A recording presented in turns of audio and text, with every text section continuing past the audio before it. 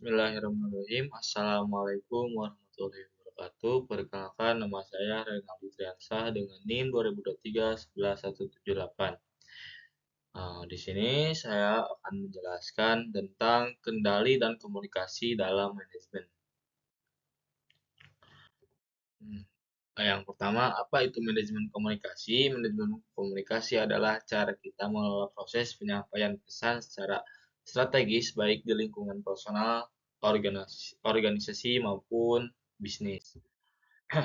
Dan yang selanjutnya ada fungsi manajemen komunikasi. Yang pertama ada komunikasi berfungsi sebagai sarana penyampaian informasi yang jelas dan tepat. Ketika informasi disampaikan dengan baik, miskomunikasi yang bisa yang mengganggu kinerja. Dan yang kedua ada fungsi regulatif. Manajemen komunikasi juga berfungsi untuk mengatur perilaku dalam organisasi, aturan SOP dan kebijakan harus dikomunikasikan dengan jelas agar semua anggota tim memahaminya dan bekerja sesuai panduan. Dan yang ketiga ada komunikasi fungsi motivasi. Komunikasi yang baik dapat menjadi alat motivasi saat seorang pemimpin menyampaikan visi dan misi yang inspiratif, sehingga anggota tim merasa lebih termotivasi untuk mencapai target.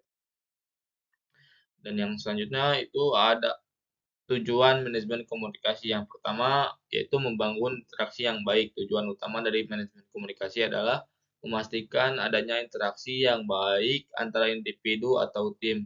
Ketika komunikasi dikelola dengan benar, hubungan antara anggota tim menjadi lebih harmonis dan efektif. Ini penting banget, terutama untuk menciptakan lingkungan kerja yang produktif dan bebas dari miskomunikasi. Dan yang kedua ada meningkatkan pemahaman dan kerjasama. Komunikasi yang efektif membantu memastikan bahwa setiap orang dalam organisasi memiliki pemahaman yang sama dan tujuan tegas strategi yang digunakan dengan dengan berjalan. Dengan begitu kerjasama tim jadi saling terwujud, nggak ada lagi namanya soal tugas karena semua sudah dikomunikasikan dengan jelas. Di sini ada contoh kasus dari manajemen ini, yang yaitu studi kasus manajemen komunikasi proyek dilakukan pada salah satu perusahaan berbasis EVCM Engineering for Procurement, Construction and Manufacturing yang bernama PT IPK dan berlokasi di kawasan industri Jababeka Cikarang. Lingkup penelitian ini dibatasi pada PT IPK sebagai contoh perusahaan berbasis EPCM untuk diteliti proses dan variabel komunikasi apa saja yang dijalankan dan mendukung kesuksesan proyek-proyeknya.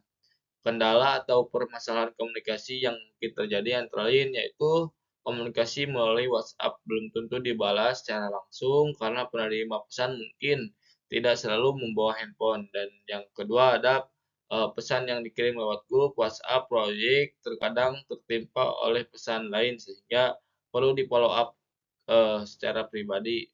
Dan yang ketiga ada email masih banyak digunakan untuk komunikasi eksternal meskipun WhatsApp sudah cukup memadai. Eh, dan dan di sini ada cara penyelesaiannya yaitu penyelesaian setelah melakukan penelitian. Untuk menyelesaikan permasalahan tersebut, dokumen menyebutkan beberapa solusi yang ditetapkan PT IPK antara lain. Yang pertama, tetap melakukan follow up secara langsung dan instan untuk memastikan pesan dibaca. Yang kedua, membuat grup WhatsApp terpisah untuk setiap proyek agar lebih terorganisir. Yang ketiga, ada menggunakan kombinasi media seperti email dan WhatsApp untuk memenuhi kebutuhan komunikasi internal maupun eksternal.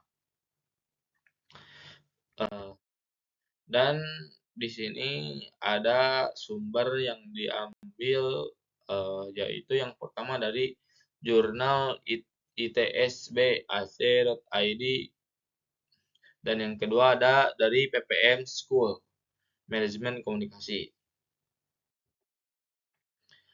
Di sini yang terakhir adalah kesimpulan yaitu komunikasi merupakan faktor penting yang mendukung kesuksesan pelaksanaan proyek komunikasi internal maupun eksternal. perlu dijalankan dengan baik, yaitu dengan variabel komunikasi yang mendukung kesuksesan proyek, antara lain kejelasan informasi, prioritas komunikasi, kemudahan akses informasi, dan umpan balik yang cepat. Metode komunikasi ini efektif di PT IPK adalah tertulis, elektronik, lisan, visual, dan menggunakan WhatsApp digunakan untuk eee, mem memperjelas komunikasi internal antar departemen. Sekian presentasian yang saya dapat sampaikan, kurang lebihnya mohon dimaafkan. Wabillahi taufiq wal hidayah. Wassalamualaikum warahmatullahi wabarakatuh.